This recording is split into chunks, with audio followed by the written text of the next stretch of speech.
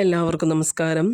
+2 accountancy ഓണപരീക്ഷയുടെ result വന്നപ്പോൾ കുറവ് mark ലഭിച്ച വിദ്യാർത്ഥികൾക്കു വേണ്ടി ഡെയിലി ട്യൂഷൻ എന്ന രീതിയിൽ സെക്കൻഡ് ടേമിലെ പോർഷൻസ് ഉൾപ്പെടുത്തിയിട്ട് പ്രോബ്ലംസ് എങ്ങനെ എളുപ്പത്തിൽ ചെയ്യാം, തിയറികൾ ഏതൊക്കെ പഠിക്കണം, അങ്ങനെ എല്ലാം ഉൾപ്പെടുത്തിക്കൊണ്ട് ഡെയിലി ട്യൂഷൻ എന്നുള്ളൊരു സീരീസ് ആരംഭിക്കുകയാണ്.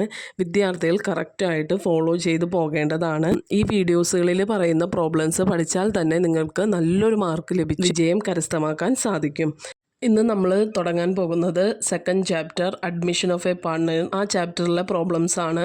എല്ലാവരും നിർബന്ധമായും നോട്ട്ബുക്കിലേക്ക് ഞാൻ ചെയ്യുന്നതിനോടൊപ്പം തന്നെ ചെയ്തു പോകേണ്ടതാണ്.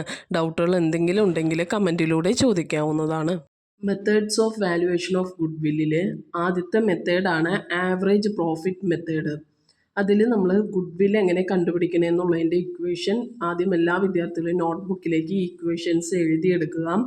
അപ്പോൾ ആദ്യം ഗുഡ് വില്ല് എന്ന് പറയുന്നത് average profit into number of years purchase ആണ്. ഈ നമ്പർ ഓഫ് ഇയേഴ്സ് പർച്ചേസ് നിങ്ങളുടെ ക്വസ്റ്റ്യനിൽ ഉണ്ടായിരിക്കും.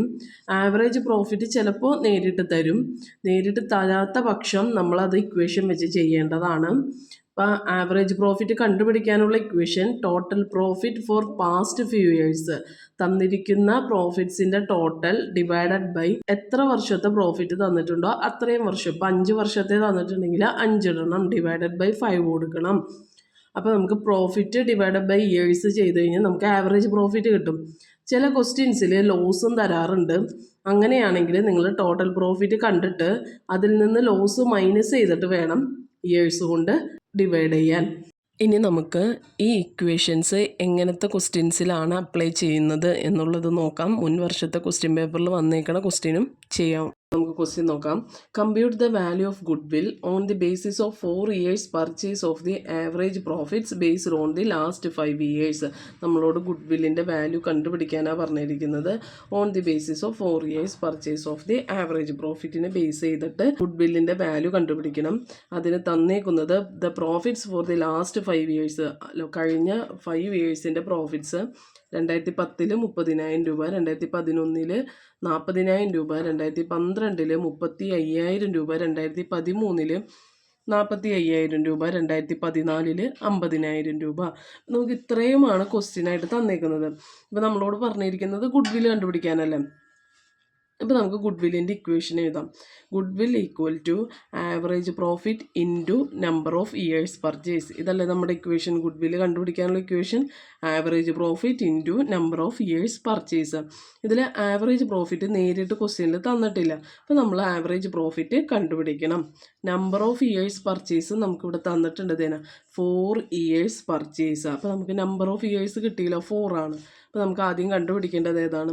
ആവറേജ് പ്രോഫിറ്റ് ആണ്. അപ്പം അതിനായിട്ട് ആവറേജ് പ്രോഫിറ്റ് ഈക്വൽ ടു നമുക്ക് തന്നേക്കുന്ന 5 വർഷത്തെ പ്രോഫിറ്റ് ആഡ് ചെയ്യണം. 30,000, 40,000, 35,000, 45,000, 50,000 ഡിവൈഡഡ് ബൈ എത്ര ഇയേഴ്സ്? 2010 മുതൽ 14 വരെ. അപ്പോൾ 5 വർഷമാണ് അവിടെ വരുന്നത്. അപ്പോൾ നമ്പർ ഓഫ് ഇയേഴ്സ് താഴെ കൊടുത്തു.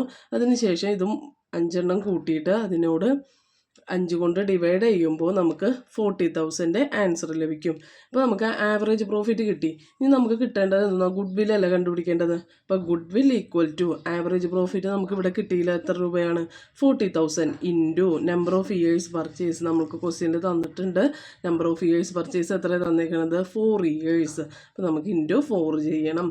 എപ്പോഴും വിദ്യാർത്ഥികൾ ഈ നമ്പർ ഓഫ് ഇയേഴ്സ് പർച്ചേസ് എടുക്കുമ്പോൾ ഇവിടെ 5 ഇയേഴ്സ് തന്നിട്ടുണ്ട്, ഇവിടെ 5 ഇയേഴ്സ് തന്നിട്ടുണ്ട്, അങ്ങനെ ചെയ്യാറുണ്ട്.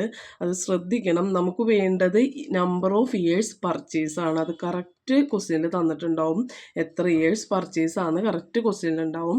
അതനുസരിച്ചിട്ട് നമ്മളിവിടെ ഗുഡ് വില്ലിൻ്റെ ആവറേജ് പ്രോഫിറ്റിൻ്റെ കൂടെ മൾട്ടിപ്ലൈ ചെയ്യേണ്ടത്. അപ്പോൾ നമുക്ക് ആൻസർ എത്ര കിട്ടി? 1,60,000. നമ്മുടെ ഇപ്പോൾ ഈ ക്വസ്റ്റ്യനിൽ പ്രോഫിറ്റ് മാത്രമേ തന്നിട്ടുള്ളൂ. അപ്പോൾ നമ്മൾ ഫസ്റ്റ് എഴുതിയ ഇക്വേഷൻ പ്രകാരമാണ് നമ്മൾ ഈ പ്രോബ്ലം ചെയ്തത്. ഇനി നമുക്ക് ഒരു ഇക്വേഷൻ കൂടി നമ്മൾ എഴുതിയായിരുന്നല്ലോ, ലോസ് വന്നാൽ എങ്ങനെ ചെയ്യും എന്നുള്ളത്. ഇനി നമുക്ക് അടുത്തത് ലോസിൻ്റെ പ്രോബ്ലമാണ് ചെയ്ത് നോക്കാൻ പോകുന്നത്. ഇപ്പോൾ ഈ പ്രോബ്ലത്തിൽ എന്തെങ്കിലും ഡൗട്ട് ഉണ്ടെങ്കിൽ നിങ്ങൾ കമൻറ്റിലൂടെ ചോദിക്കേണ്ടതാണ്. ഇനി നമ്മൾ ചെയ്യാൻ പോകുന്നത് ലോസിൻ്റെ പ്രോബ്ലം എന്ന് പറഞ്ഞല്ല. അപ്പോൾ അത് നമ്മൾ അടുത്ത വീഡിയോയിലാണ് ഉൾപ്പെടുത്തുന്നത്. ഡെയിലി ട്യൂഷൻ്റെ സീരീസ് എല്ലാവരും കറക്റ്റായിട്ട് നോട്ട്ബുക്കിലേക്ക് എഴുതിയെടുത്ത് സെക്കൻഡ് ടൈമിന് നല്ലൊരു മാർക്കിന് വേണ്ടി നമുക്ക് ഒരുമിച്ച് പരിശ്രമിക്കാം.